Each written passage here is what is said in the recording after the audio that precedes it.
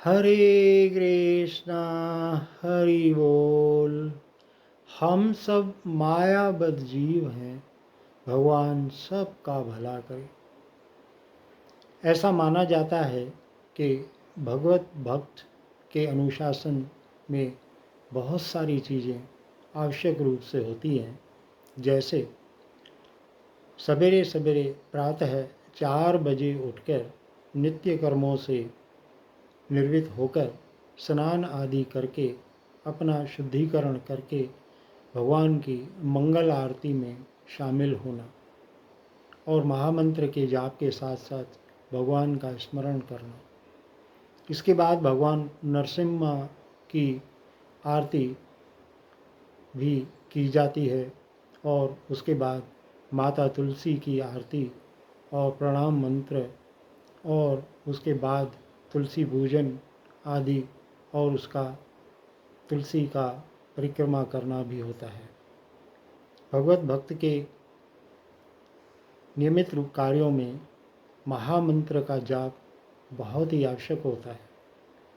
नियमित रूप से कम 16 माला जाप प्रातः करना होता है और उसके बाद जो धार्मिक ग्रंथ हैं उनका पठन पाठन भी आवश्यक रूप से करना होता है। संयमित रूप से रहकर 4 प्रकार के संयम पर नारी का त्याग, जुआ आदि न खेलना, मांस मदिरा आदि और सभी प्रकार के निंदनीय कार्यों से दूर रहना आवश्यक है।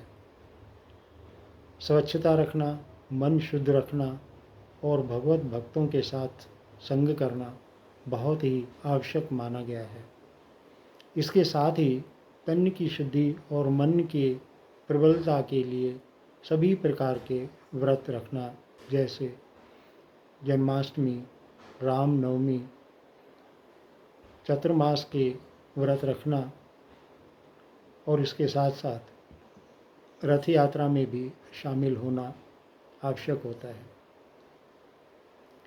और नियमित रूप से वृंदावन, मथुरा, मायापुर और द्वारकाधीश आदि का भी भ्रमण करना और साधु संतों का संग करना आवश्यक होता है।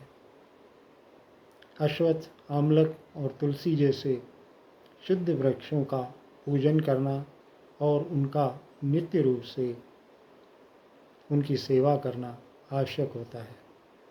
भगवत भक्त को इस बात का ध्यान रखना होता है कि वह महामंत्र के जाप को नियमित रूप से करे और सभी भगवत भक्तों को संकीर्तन में भी लगाए।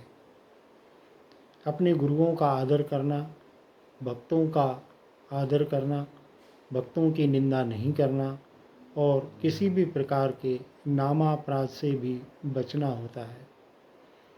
नामापराध में विशेष रूप से किसी भक्त की निंदा नहीं करना और अपने गुरु को भगवान के तुल्य मानकर उसकी सेवा और उसकी आज्ञा का पालन करके आधिकारिक रूप से भगवत प्राप्ति में लगना। भगवान की इच्छा के अनुसार कर्म करना, भगवान की प्रसन्नता के लिए कर्म करना, जिसे कर्म योग कहते हैं, अपने कर्म बनाना और भगवत धाम को जाना। किसी भी प्रकार के निंदनीय कार्यों से हमेशा ही दूर रहना, अपनी मन, वाणी, बुद्धि को भगवान की सेवा में लगाना और भगवत प्राप्ति करना। हरे कृष्णा हरि बोल। सभी भगवत भक्तों को दंडवत प्रणाम।